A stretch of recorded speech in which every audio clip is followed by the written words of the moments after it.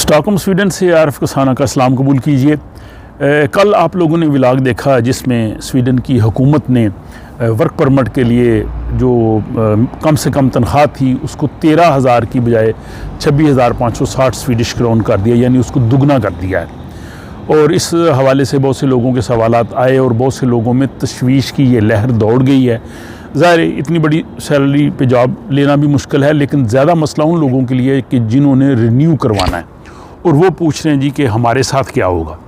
इस सिलसिले में पहले जो माइग्रेशन की मिनिस्टर हैं मारिया मेल्मर स्टेनगार्ड, उन्होंने ये कहा था कि उन लोगों को 1 साल का वक्त दिया जाएगा ताकि वो इस तनख्वाह के बराबर कोई काम जो है वो तलाश कर लें।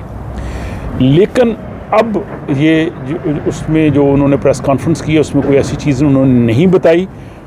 और इसमें एक यहाँ पे जो इमिग्रेशन के और इन कानून के माहिर वकील हैं उन्होंने ये कहा है कि बुनियादी तौर पे 1 अक्टूबर के बाद नई तनख्वाह की शरह जो है वो नाफिज होगी, यानी जिसने नया वर्क परमिट लेना है उसको इस तनख्वाह के मुताबिक लेना पड़ेगा, और अगर किसी ने रिन्यू करवाना है तो उसकी तनख्वाह भी 26,560 होगी। तो ये मसला उन लोगों के लिए होगा जिन्होंने 1 अक्टूबर के बाद जो है वो अपना वर्क परमिट रिन्यू करवाना है, उनके लिए ख़ासी मुश्किल पैदा हो जाएगी।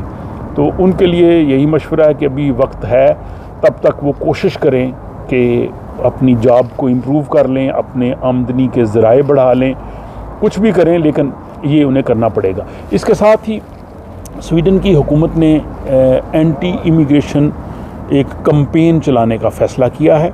इस सिलसिले में पहले भी 1-2 व्लॉग्स आपने देखे होंगे, वो मैंने बनाए थे, और इन्होंने दुनिया के मुख्तलिफ़ मुल्कों में वहाँ के अखबारात मीडिया में रिपोर्ट्स ख़बरें ये देना शुरू की हैं कि स्वीडन आप लोग ना आएँ, स्वीडन अब जो तारकीन वतन के लिए जन्नत नहीं रहा, यहाँ पे तारकीन वतन के पास काम नहीं है, उनकी मुआशी हालत बहुत बुरी है, स्वीडन कोई अट्रैक्टिव कंट्री नहीं है, हमारी इमिग्रेशन पॉलिसी सख्त हो गई है, आपको यहाँ पे परमानेंट रहने के लिए जो है वो वीज़ा नहीं मिलेगा। इस तरह की जो चीज़ें हैं ये कैंपेन का हिस्सा है। और इस सिलसिले में अभी जो माइग्रेशन की मिनिस्टर है मारिया मेल्मर स्टेनगार्ड, उन्होंने अपने आर्टिकल्स जो हैं वो फ्रांस और जर्मनी के अखबारात में फ्रेंच और जर्मन लैंग्वेज में छपवाए हैं, और जर्मन लैंग्वेज में ये उनका आर्टिकल आया है जिसमें उन्होंने यही बताने की कोशिश की है कि यहाँ पे स्वीडन में इमिग्रेशंस की सूरत हाल सख्त है, और जो इमिग्रेंट्स आ रहे हैं, तारकीन वतन स्वीडन में आ रहे हैं, वो अपना यहाँ गुजारा नहीं कर सकते, उनकी आमदनी बहुत कम है। और उसमें उन्होंने ये मिसाल दी है कि जो 2,20,000 एक आम सी तनख्वाह है स्वीडन में, अक्सरियत जो इमिग्रेंट्स हैं उनकी तनख्वाह इससे कम है। तो इससे उन्होंने लोगों को हौसला शिकनी करने की कोशिश की है कि स्वीडन में ना आएँ, लेकिन ये उन्होंने मालूमात गलत की हैं। यहाँ का जो शुमारियात का इदारा है उन्होंने कहा जी कि ये उन्होंने जो कहा कि 2 लाख स्वीडिश क्रोन से कम आमदनी है यहाँ पे ज़्यादातर तारकीन वतन की, ये गलत है।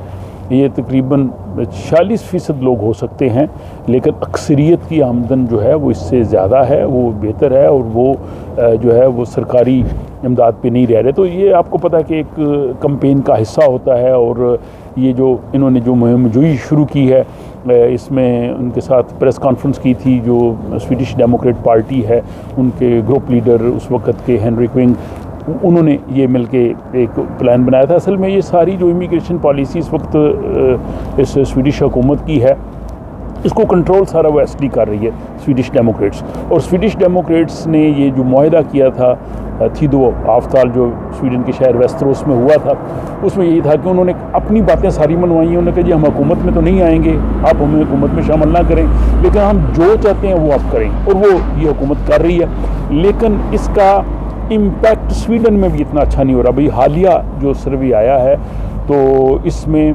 जो स्वीडिश डेमोक्रेट पार्टी है इनकी मकबूलियत 1% जो है वो कम हो गई है, और मॉडरेट पार्टी की मकबूलियत भी कम हुई है, और हुकूमत में जो दूसरी 2 जमातें हैं लिबरल पार्टी उसकी मकबूलियत भी कम हुई है, और केडी की भी कम हुई है। बल्कि केडी और लिबरल अगर आज इंतखाबात हों तो वो पार्लियामेंट में नहीं पहुँच सकते, यानी उनकी 4% से कम हो गई है। दूसरी जानब जो अपोजिशन वाले थे उनकी मकबूलियत में इजाफा हो रहा है। तो अगर इस वक्त इंतखाबात हों तो अपोजिशन का जो रेड ग्रीन इत्तेहाद है वो 55% नशिस्तें पार्लियामेंट में ले जाएगा और हुकूमत के पास 45% होंगी। तो अभी 1 साल नहीं हुआ और इनकी मकबूलियत नीचे चली गई है। तो इस किस्म के जो इक़दाम करेंगे उनको स्वीडिश लोग भी सपोर्ट नहीं कर रहे, लेकिन ज़ाहिर है हुकूमत उनके पास है, इस वक्त पार्लियामेंट में उनके पास अक्सरियत है, वो जो कानून चाहे बना सकते हैं। और इन 4 सालों में इन्होंने बहुत हद तक खुलिया बिगाड़ने की कोशिश करनी है। और इसमें जो प्रोपेगेंडा मुहिम जो दुनिया के मुख्तलिफ मुल्कों में जो वहाँ के अखबार हैं, मकामी ज़बानों में ये आर्टिकल लिखवा रहे हैं मुख्तलिफ लोगों से, ताकि लोग जो हैं वो स्वीडन का रुख ना करें। तो ये इनकी जो एंटी इमिग्रेंट पॉलिसी थी उसकी तफसीलात आपकी खिदमत में पेश की हैं। बहरहाल इस हवाले से जो भी अपडेट्स आते रहते हैं, वर्क परमिट के हवाले से हों, इमिग्रेशन के हवाले से हों, जॉब के हवाले से हों, या स्वीडन में बाकी पॉलिटिकल जो डेवलपमेंट्स हैं, वो मैं आपको पेश करता रहता हूँ। और आप यकीन सराहते हैं, आप सराहते रहिए, अपनी राय से नवाजते रहिए, अपनी दुआओं में याद रखिए और अपना ख्याल रखिएगा। और किसी अगले एक व्लॉग तक के लिए मुझे इजाज़त दीजिए। खुदा हाफिज़।